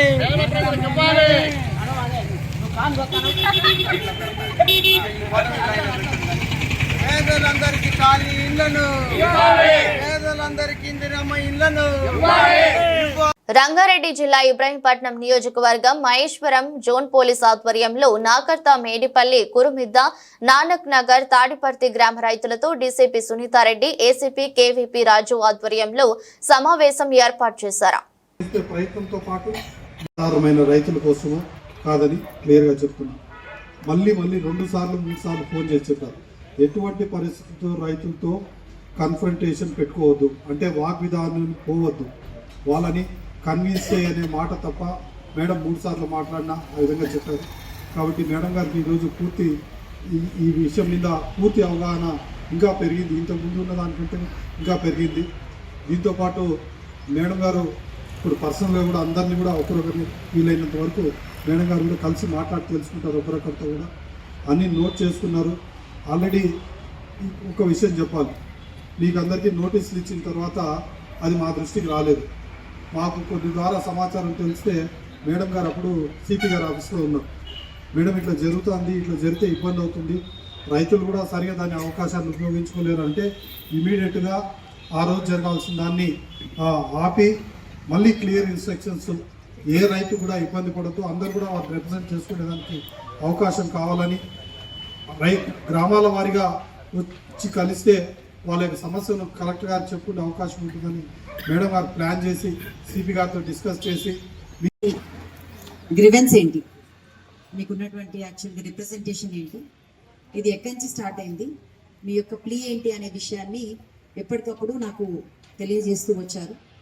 సో ప్రతిసారి ఈ విషయంలో నేను చాలా జాగ్రత్తగా మా ఆఫీసర్స్ నాకు తెలియజేస్తున్నటువంటి విషయాల్ని నేను చాలా క్షుణ్ణంగా, చాలా మైక్రో లెవెల్లో వాటిని వింటూ దానికి సంబంధించి పోలీస్ యంత్రాంగం సైడ్ నుంచి మనం ఏం చేయాలి అని చెప్పేసి మా CP Sudheer Babu sir, Rachakonda commissioner of police గారి యొక్క ఆదేశాల మేరకు వారితో చర్చించి పోలీస్ సైడ్ నుంచి సెకండ్ కేసు ఎప్పుడైతే కంటెంప్ట్ చేస్తామో సోమేష్ కుమార్ గారిని, ఇప్పుడు మేడిపల్లిలో నానక్ నగర్లో కూడా సగం మందికి అయినాయి. ద ఇష్యూ వాజ్ వాళ్ళు ఎప్పుడైతే అప్డేట్ చేశారో అప్డేట్ చేసినప్పుడు ఇంకా సగం మందిది మిగిలిపోయింది. ఆ మిగిలిపోయింది చేయమని మేము చెప్తున్నాము. కేసు ఈ కన్సెప్ట్ కేసులో కూడా సగం మందికే చేస్తారు ఇప్పటి వరకు. మల్టీ మూమెంట్ హియరింగ్ ఉంది, కేసు హియరింగ్ వచ్చి. సో అడిగేది ఏంటంటే మీ వల్ల తప్పు మీరు రెస్టోర్ చేయండి, because it was your mistake. Why should సి ఏదైతే భూములు కోల్పోతున్న రైతులందరినీ కూడా ఈరోజు డీసీపీ గారు పిలిపించారు. మొన్న ఏదైతే కలెక్టరేట్ లో అందరం వెళ్ళాము, నోటీసులు వచ్చి అక్కడ కలెక్టర్ గారు కలవకపోతే మేము అందరు ధర్నా చేశారు. ఆ ధర్నా చేసినందుకు అప్పుడు కలిసి సరే మీ ప్రాబ్లమ్స్ ఏంటి మేము తెలుసుకోదలిచాము, మాకు చెప్పండి అంటే మనం ఏదైతే కలెక్టర్ గారిని కోర్టు ఆర్డర్లు ప్రకారం మీరు నడుచుకోండి, ఆన్లైన్ ఎక్కించండి, క్రాప్ లోన్ వచ్చేటట్టు చేయండి, అట్లాగే రైతు బంధు రైతు బీమా ఇవ్వాలి, ఇవన్నిటి గురించి మనం డిమాండ్ చేస్తున్నందుకు అసలు సమస్య ఏంటి తెలుసుకుందామని చెప్పేసి డీసీపీ గారు ఈరోజు రైతులతోటి సమావేశం పెట్టారు. సరే ఆమె చెప్పిన విషయం ఏంటంటే, నేను మీ సమస్యలు అర్థం చేసుకున్నా, ఇప్పుడు నేను వీలైనంత నా శాయశక్తిలో కలెక్టర్ గారితో మాట్లాడి మీ సమస్య పరిష్కారానికి కృషి చేస్తానని చెప్పారు.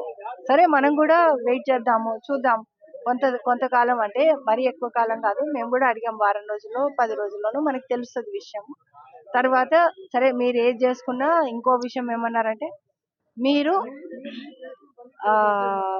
పర్మిషన్ తీసుకుని అదే మీరు ఏది చేసినా శాంతియుతంగా చేసుకోండి అని చెప్పారు, మాకు ఇన్ఫర్మేషన్ ఇవ్వండి అన్నారు. సరే తప్పకుండా మేము శాంతియుతంగానే చేసుకున్నాం, ఇప్పటి వరకు 5 ఏళ్ల సంధి చేస్తున్నాము, అప్పుడు కూడా ఎప్పుడు కూడా శాంతియుతంగానే చేశాం, కాబట్టి ఇలాగే కంటిన్యూ చేస్తామని కూడా మనం కూడా చెప్పాం. రైట్, మరో రైతు మన తాపోటున్నాడు. మరి తనకు ఆవేదన ఏ విధంగా ఉంది తన మాటల్లో తెలుసుకునే ప్రయత్నం చేద్దాం. అన్న నమస్తే. నా పేరు కందుకూరు కొండల్, నానక్నగర్ విలేజ్, ఆచారం మండల్, రంగారెడ్డి జిల్లా. ఇక్కడ వచ్చింది గవర్నమెంట్ పోలీస్ డిపార్ట్మెంటు పిలవడం జరిగింది. మొన్న రీసెంట్గా కలెక్టర్ ఆఫీసు మా 4 గ్రామాల రైతులంతా ముట్టడియడం జరిగింది. అదే ప్రకారం మేడం గారు కూడా మాకు టైం ఇచ్చారు, ఈరోజు ఇక్కడ వచ్చినాం. అయితే ఫార్మాసిటీకి తీసుకున్న భూములు తీసుకొని, కానీ ఫార్మాసిటీ వద్దు, ఏదైనా డెవలప్మెంట్ కంపెనీలు పెట్టుకోవచ్చు గవర్నమెంట్, కానీ ఫార్మాసిటీ వద్దు. ఉన్న భూమిని అయినా మాకు ఆన్లైన్లో ఎక్కించాలి. ఎందుకోసం ఎక్కాలి, రేపు పొద్దుగాల ఒక పాప పెళ్లి చేయాలంటే కనీసం మా దగ్గర వసతి లేదు. మేము ఆ భూమిని అమ్ముకొని మేము ఆ పిల్లోడికి కట్నం ఇచ్చి కానుకలు ఇచ్చి మేము పెళ్లి చేస్తాం. కాబట్టి మా రైతుకు మా నాయనకి బాగాలేదు, రేపు సొసైటీ హాస్పిటల్ పోవాలంటే అక్కడ చాలా డబ్బు ఖర్చు అవుతుంది. కాబట్టి ఆ భూమిని అమ్మి ఆయనకు వైద్యం చేపిస్తాం. కాబట్టి మాకు ఫార్మసిటీ అనేది రద్దు చేయాలి. ఖచ్చితంగా మా భూములను కూడా ఆన్లైన్లో ఎక్కియాలి. ఆన్లైన్లో ఎక్కించి మాకు అమ్మకాలు, లావాదేవీలు, కొనుగోలు, అమ్మకాలు జరగాలి. జరిగితేనే మాకు న్యాయం జరుగుతుంది. ఎందుకంటే గవర్నమెంట్ రీసెంట్గా పోయిన గవర్నమెంట్, ఇప్పుడు వచ్చిన గవర్నమెంట్ గెలవక ముందుకు ఏమన్నారు, ఇక్కడ వస్తే మీ పలాని బీఆర్ఎస్ పార్టీ ఎమ్మెల్యే గెలిస్తే ఈయన విషపూరిత ఫార్మసిటీ తెస్తుండు, అదేవిధంగా మనకు ఇప్పుడు రూలింగ్ పార్టీ ఎమ్మెల్యే గెలిస్తే మిమ్మల్ని కడుపులోని పెట్టుకొని ఈ 4 గ్రామాల రైతులను చూస్తాడని సభా వేదికంగా అక్కడ వచ్చిన స్పీచ్ మన తీర్మాన మల్లన్న గారు స్టేజ్ పైన మాట్లాడడం జరిగింది. ఆ మాటకు గవర్నమెంట్ కట్టుబడి ఉండాలి. ఖచ్చితంగా మేము గొర్రెలు కాసుకుంటాం. గొర్రెలు, బర్రెలు, మేకలు, చాలా కులవృత్తులు, కమ్మరి వాళ్ళు, ఒడ్ల వాళ్ళు, చాకలి వాళ్ళు, వీళ్ళందరూ ఉంటారు. కాబట్టి కూలీలు ఉంటారు. వీళ్ళందరూ పని వృత్తులు కోల్పోతారు. ఎందుకంటే ఫార్మసిటీ అనేది రావద్దు. అది ఫార్మా వస్తే ఇక్కడున్న ఒక 4 విలేజ్ వాళ్ళకే సంబంధించింది కాదు. ఇంచుమించు దాదాపు ఒక 100 కిలోమీటర్ల వరకు వ్యాపిస్తుంది ఇక్కడ ఫార్మా అనేది వస్తాయి. ఫార్మాను ఖచ్చితంగా గవర్నమెంట్ రద్దు చేసి ఆ ఇచ్చిన భూములలో మీకు కావాల్సిన ఇండస్ట్రీ డెవలప్మెంట్ కోసం పెట్టుకోండి. కానీ ఉన్న భూమిని అయితే ఖచ్చితంగా మీరు ఆన్లైన్లో ఎక్కించాలి. ఎక్కిస్తే మాకు కూడా బాగుంటుందని ఈ మీడియా ద్వారా ప్రభుత్వానికి తెలియాలని ప్రత్యేకంగా ధన్యవాదాలు తెలుపుకుంటున్నాను. థ్యాంక్ యూ అన్నగారు. నమస్తే, నేను మీ జర్నలిస్ట్ గొంగడి సీనన్న. ప్రస్తుతం మనం చూసినట్టయితే ఇబ్రహీంపట్నం నియోజకవర్గం పరిధిలోని మరి ఇబ్రహీంపట్నం పోలీస్ స్టేషన్లో ఈరోజు రైతులతోటి మరి పోలీస్ వారు మరి ఇక్కడ సమావేశం ఏర్పాటు చేయడం జరిగింది. మరి రైతులతోటి పోలీస్ వారు ఈ యొక్క సమావేశం ఏర్పాటు చేయడానికి గల ముఖ్య కారణాలు ఏంది? సో మనతో పాటు రైతులు ఉన్నారు, వారి మాటలను అడిగి తెలుసుకునే ప్రయత్నం చేద్దాం. నమస్తే, మీ పేరు? నా పేరు పెద్దయ్య, నేను నానక్నగర్ మాజీ సర్పంచ్ అండి. ఏమైంది ఈ రోజు? ఎందు గురించి రైతులను ఇక్కడికి పిలిపించి ఈ యొక్క సమావేశం ఏర్పాటు చేయడానికి గల ముఖ్య కారణం ఏంది? మేమున్న కలెక్టర్ విడి వెళ్ళామండి. మాకు ఒక నోటీసులు ఇచ్చారు. ఈ నోటీసుల పైన మేము కలెక్టర్ ఆఫీస్కి వెళ్ళాం. కలెక్టర్ ఆఫీస్కి వెళ్తే ఏంటంటే అక్కడ మాకు మీ సమస్య పరిష్కారం చేస్తామని చెప్పేసి టైం ఇచ్చారు. టైం ఇచ్చేప్పుడు అదేంటంటే ఇప్పుడు డీసీపీ గారు స్వయంగా రైతుల దగ్గరికి వెళ్ళి ఇప్పుడు చెప్పారు, సిపి గారు మాకు ఆర్డర్ ఇచ్చారండి, ఖచ్చితంగా రైతులతోనే ముఖాముఖి మాట్లాడాలి, వాళ్ళ సమస్యలు ఏందో తెలుసుకోమని చెప్పేసి ఖచ్చితంగా ఇప్పుడు డీసీపీ మేడం గారే చెప్పారు. అందులో ఈ 4 గ్రామాల రైతుల్ని పిలిచింది ఏంటంటే వాళ్ళ ఉన్నటువంటి భూముల్ని ఏదైతే 2500 నుంచి 3000 ఎకరాల లోపు ఉంటుంది ఫార్మాసిటీకి ఇవ్వనటువంటి భూమి, ఫార్మాసిటీకి తీసుకున్నటువంటి భూమి మేము అడగట్లేదు. మీరు 4th సిటీ పెడతారా, ఫార్మాసిటీ పెడతారా, మేము అభ్యంతరం వ్యక్తం చేస్తాం. డెవలప్మెంట్కు మేము కూడా సహకరిస్తాం. మేము ఏమంటున్నామంటే ఏదైతే కలెక్టర్ దగ్గరికి వచ్చినటువంటి మాకు హామీ ఇచ్చారో, ఏదైతే 2500 ఎకరాల భూమి ఆన్లైన్లో లేదో అది ఆన్లైన్లో ఎక్కించండి అని చెప్పేసి ఇక్కడికి వచ్చినటువంటి డీసీపీ రైతులందరూ డీసీపీ మేడం గారికి చెప్పడానికి కోసం ఇక్కడికి వచ్చారు. మేము ఏమంటున్నామంటే మీరు ఇన్ని రోజులు కనుక ఇప్పుడు పోలీసు వాళ్ళని పెట్టించి ఇక్కడ పిలిపించి ఆ కలెక్టర్ దగ్గరికి పిలిపించి మీరు సమస్య సాల్వ్ చేయాలనుకున్నప్పుడు ప్రభుత్వం తలుచుకుంటే మా అంటే ఒక 10 రోజులు 20 రోజులు పడుతుండొచ్చు. కానీ ప్రభుత్వం ఇప్పుడున్నటువంటి ప్రభుత్వం గత ప్రతిపక్షంలో ఉన్నప్పుడు ఏదైతే మేము అధికారంలోకి వస్తే ఫార్మాసిటీని రద్దు చేస్తామని చెప్పేసి 4 గ్రామాలలో ప్రకటించారు. ఇక్కడ ఉన్నటువంటి శాసనసభ్యులు మల్లెడ్డి రంగారెడ్డి కావచ్చు, ఇక్కడ ఉన్నటువంటి మినిస్టర్ గారు కోమటిరెడ్డి వెంకరెడ్డి కావచ్చు, ఇక్కడ ఇప్పుడు ప్రస్తుతానికి ఉన్నటువంటి మినిస్టర్ సీతక్క గారు కావచ్చు, డిప్యూటీ సీఎం బట్టి విక్రమార్ గారు కావచ్చు, స్వయంగా కురిమిద్దకు వచ్చి కురిమిద్దలో మీటింగ్ అరేంజ్ చేసి మాతో పాటు పాదయాత్రలో పాల్గొని ఇక్కడ ఉన్నటువంటి కోదండ రెడ్డి గారు కావచ్చు, కోదండ రెడ్డి అయితే కనీసం ముఖం గిట్లా చూపెళ్ళలేనటువంటి పరిస్థితి. ఎందుకంటే ఏం మోసం చేశారు మీకు? ఇక్కడ ఉన్నటువంటి అన్ని పార్టీలకు అతీతంగా ఇక్కడ ఉన్నటువంటి శాసనసభ్యులకు 40,000 మెజార్టీ ఇచ్చారండి. ఎందుకు ఇచ్చారు?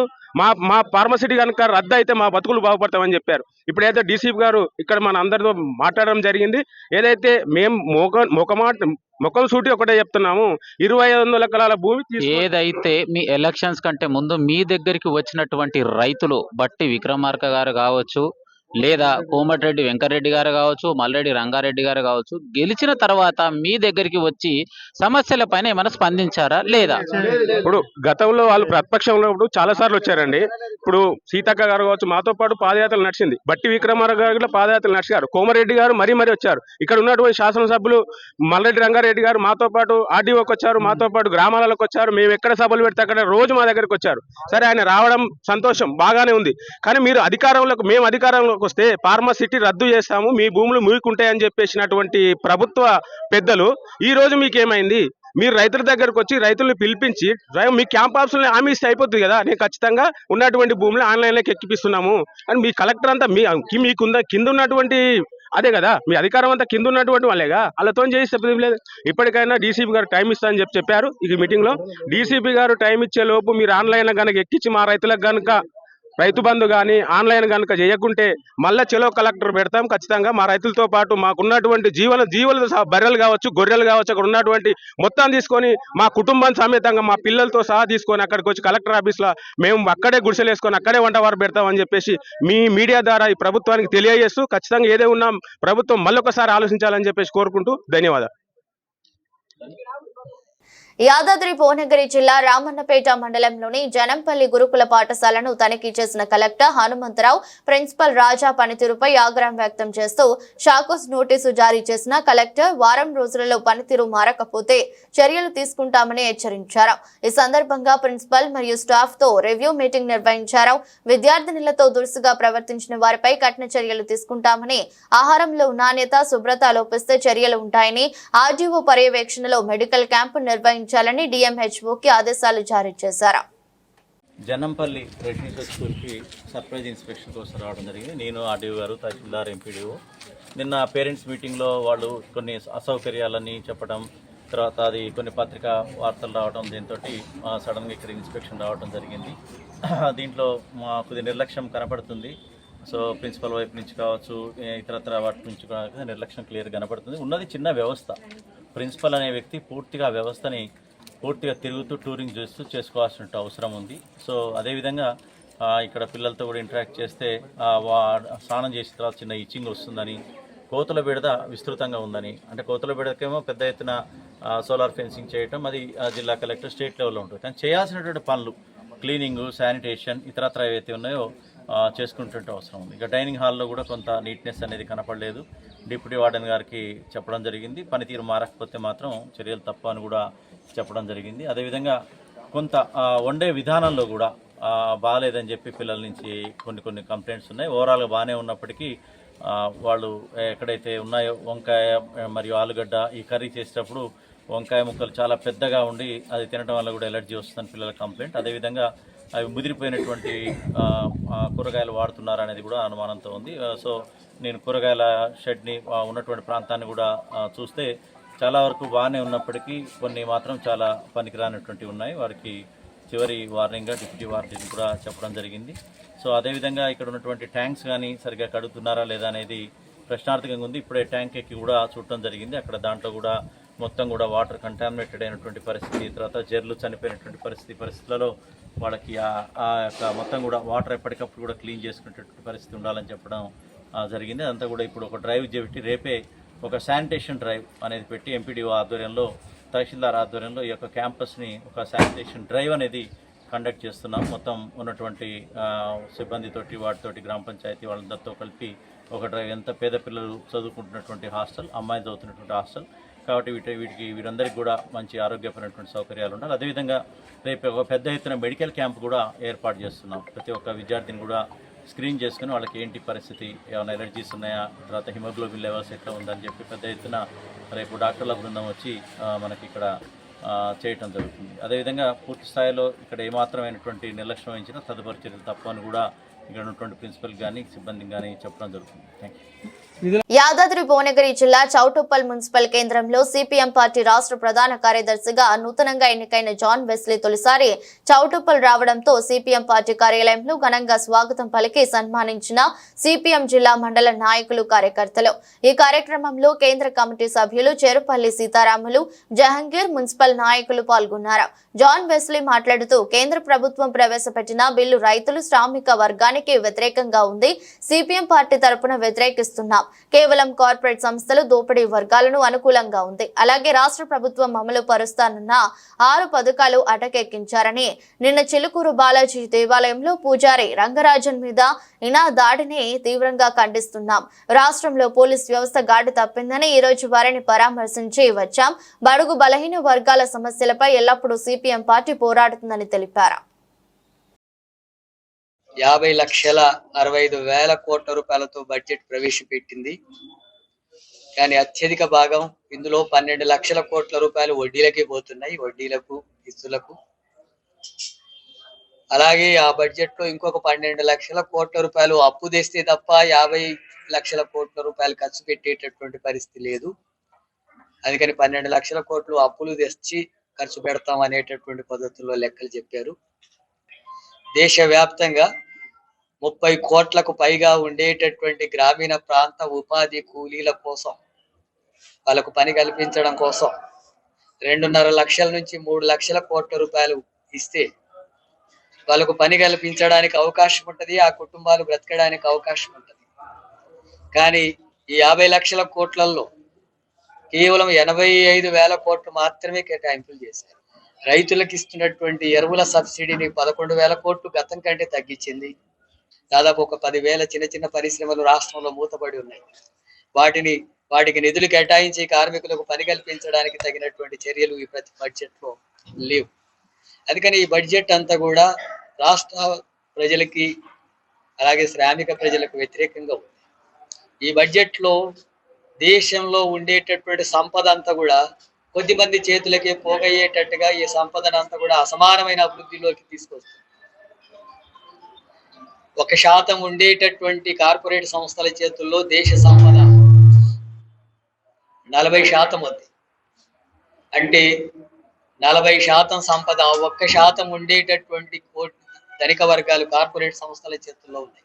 అలాగే రాష్ట్రంలో 8 మంది బీజేపీకి సంబంధించినటువంటి ఎంపీలు ప్రజాప్రతినిధులుగా ఉన్నారు. మొన్న జరిగినటువంటి పార్లమెంట్ ఎన్నికల్లో వాళ్ళకు ఓట్లు కూడా పెరిగినాయి. మరి 8 మంది పార్లమెంట్ సభ్యులు ఉండి రాష్ట్రానికి నిధులు రాకుండా, కార్మికులకు అనగారిన ప్రజలకు నిధులు రాకుండా ఉంటే 8 మంది పార్లమెంట్ సభ్యులు ఎందుకు ఏం మాట్లాడడం లేదు? ఆ బడ్జెట్ గురించి ఎందుకు ప్రస్తావించడం లేదు? రాష్ట్రానికి జరిగినటువంటి అన్యాయానికి వ్యతిరేకంగా కిషన్ రెడ్డి గాని బండి సంజయ్ గాని మంత్రులుగా ఉన్నారు, ఎందుకు మాట్లాడడం లేదు? అందుకని ఈ సందర్భంగా నేను డిమాండ్ చేస్తున్నారు, కిషన్ రెడ్డిని బండి సంజయ్ని వెంటనే రాజీనామా చేయాలని చెప్పి డిమాండ్ చేస్తున్నారు. అలాగే మొత్తం 8 మంది మిగతా పార్లమెంటు సభ్యులు కూడా ఈ రాష్ట్ర ప్రయోజనాల కోసం అక్కడ పోరాడి సాధించండి, లేకపోతే మీ పదవులకి రాజీనామా చేయండి, లేకపోతే తెలంగాణ రాష్ట్రంలో ప్రజలు వెంటబడి తరిమి కొట్టేటటువంటి పరిస్థితులు వస్తాయి మీకు అని చెప్పి హెచ్చరిస్తున్నారు. అలాగే మన రాష్ట్ర ముఖ్యమంత్రి అనేక వాగ్దానాలు చెప్తా ఉన్నాడు. ఎన్నికలప్పుడు చాలా వాగ్దానాలు చేశాడు. కానీ ఇప్పుడు అధికారంలోకి వచ్చిన తర్వాత చూస్తే రాష్ట్ర ప్రయోజనాలు, రాష్ట్రంలో చెప్పినటువంటి హామీలు అమలు జరిగేటటువంటి దానికి తగినటువంటి చర్యలు లేవు. రైతుల రుణమాఫీకి సంబంధించి ఇప్పటికీ 10,000 కోట్ల రూపాయలు ఇంకా వేయలేదు. రైతు భరోసాకు సంబంధించినటువంటిది అరకొరక నిధులు కేటాయింపులు జరుగుతున్నాయి. ఇప్పుడు 2 ఎకరాల వరకు ఇస్తున్నట్టుగా ఈ రోజు పత్రికల్లో ఉంది.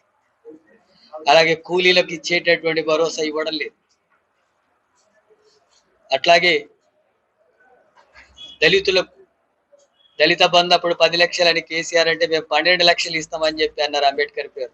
ఆ ఊసి ఎత్తడం లేదు. ఇందిరమ్మ ఇండ్లకు నిర్మాణానికి సంబంధించినటువంటి ప్రతిపాదనల మీద తగినటువంటి ఏమీ లేవు. అందుకని ఇప్పుడు రాష్ట్ర బడ్జెట్ కూడా ఇప్పుడు ఫిబ్రవరి చివరి కానీ మార్చి మొదటి వారంలో కానీ రావచ్చు.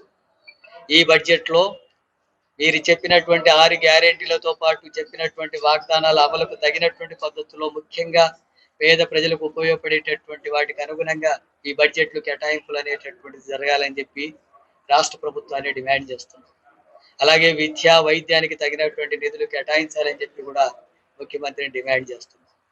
ఈ రూపంలో ఉండకపోతే ఇప్పుడు కేంద్ర బడ్జెట్కి వ్యతిరేకంగా దేశవ్యాప్తంగా ప్రజలు ఎట్లా నిరసనలు వ్యక్తం చేస్తున్నారో అదే పద్ధతిలో రాష్ట్ర ప్రభుత్వానికి వ్యతిరేకంగా కూడా సిపిఎం పార్టీ ప్రజలకు వెళ్ళి పోరాటాన్ని కొనసాగిస్తుంది.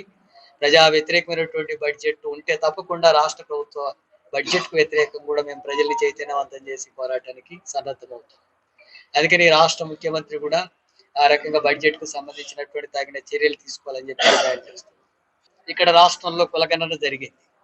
ఈ కులగణన జరిగినటువంటి వాటి మీద రాష్ట్ర ప్రభుత్వం చేసినటువంటి కులగణన మీద అనేక రకాల భిన్నాభిప్రాయాలు ఉన్నాయి. కాంగ్రెస్ తీసుకొచ్చినటువంటి లెక్కల్ని ప్రకటించినప్పటికీ వాటిలో ఒక 22 లక్షల జనాభా బీసీల జనాభా తగ్గించి చూపించారు. అలాగే ఆధిపత్య కులాలకు సంబంధించినటువంటి జనాభా గతం కంటే పెరిగినట్టుగా చూపించారు. దీనివల్ల రిజర్వేషన్ల సమస్య తగ్గుతుంది, ఇతర సౌకర్యాల విషయంలో కూడా తగ్గుతుంది అని చెప్పి ఆందోళనలు వ్యక్తమవుతున్నాయి. ఈ 42% బీసీలకు స్థానిక సంస్థల్లో రిజర్వేషన్ల అమలుకు చర్యలు తీసుకుంటాం అని చెప్పారు. ఇప్పుడేమో ఆ 42% రిజర్వేషన్లకు అమలు చేస్తాం, కానీ పార్లమెంటుకు పంపిస్తాం. ఒకవేళ పార్లమెంటు కుదరకపోతే ఇక్కడ కాంగ్రెస్ పార్టీగా మేము 42% రిజర్వేషన్లు ఇస్తాం స్థానిక సంస్థల్లో, మీరు కూడా ఇవ్వండి అని చెప్పి మిగతా పార్టీలకు కూడా చెప్తున్నాం. ఇక సిపిఎం పార్టీగా డిమాండ్ చేస్తున్నది ఏంటంటే ముందు 42% రిజర్వేషన్లు అమలు చేయడానికి శాసనసభలో బిల్లు పెట్టాలని చెప్పి ముఖ్యమంత్రి రేవంత్ రెడ్డిని సిపిఎం డిమాండ్ చేస్తుంది. చిలుకూరు దేవాలయంలో కొంతమంది మతోన్మాద సంస్థలు రామరాజ్యం పేరుతోన ఆ పూజారిని దాడి చేసి అవమానించి దౌర్జన్యానికి పాల్పడినటువంటి ఘటన జరిగింది. రంగారాజన్ ఆయన ఒక ఉన్నతమైనటువంటి విద్యను అభ్యసించినటువంటి పూజారి, లౌకిక భావాలు కలిగినటువంటి పూజారి, ఆయన రాజ్యాంగానికి అనుగుణంగా వివరించగలిగినటువంటి పూజారి, దళితులు దేవాలయంలోకి ప్రవేశానికి ప్రయత్నం చేసినటువంటి వ్యక్తి. ఆయన తండ్రి దళితుడిని భుజాల మీద ఎక్కించుకొని దేవాలయంలో ప్రవేశ కార్యక్రమం. అలాంటి వ్యక్తి పట్ల, అలాంటి వాళ్ళ పట్ల కొంతమంది మతోన్మాద సంస్థలు అక్కడ వస్తున్నటువంటి సంపదనంతా కూడా కొల్లగొట్టడానికి రామరాజ్యం పేరుతో అక్కడ దాడులు చేయడం, దౌర్జన్యాలకు పాల్పడడం అనేటువంటి ఘటన జరిగింది. ఈరోజు ఉదయం సిపిఎం పార్టీ బృందం అక్కడికి కూడా వెళ్ళి ఆయనను కూడా పరామర్శించి ఆయనకు మద్దతు తెలియజేయడం జరిగింది. ఇటువంటి అరాచకాలకు పాల్పడుతున్నటువంటి వాళ్ళ మీద, అది రాముడి పేరు మీద, రామరాజ్యం పేరు మీద జరిగిన, ఇంకొక రాజ్యం పేరుతో జరిగిన ఇలాంటి దౌర్జన్యాలు, దాడులు జరుగుతున్నప్పుడు ప్రభుత్వం వెంటనే స్పందించాలా, కఠినంగా చర్యలు తీసుకోవాలా. వార్తలు ముగించే ముందు మరోసారి హెడ్లైన్స్.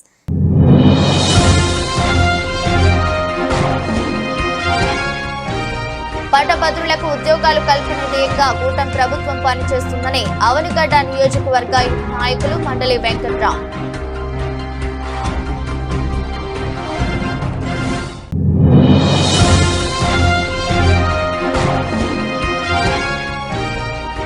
యాదాద్రి భువనగిరి జిల్లా రామన్నపేట మండలంలోని జనంపల్లి గురుకుల పాఠశాలను తనిఖీ చేసిన కలెక్టర్ హనుమంతరావు.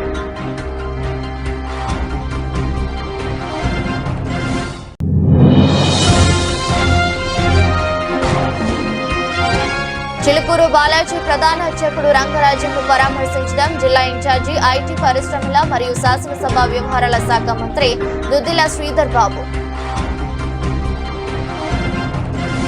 ఇదిరోజు బులెటిన్, మరో బులెటిన్లో మళ్ళీ కలుద్దాం. అంతవరకు సెలవు, నమస్కారం.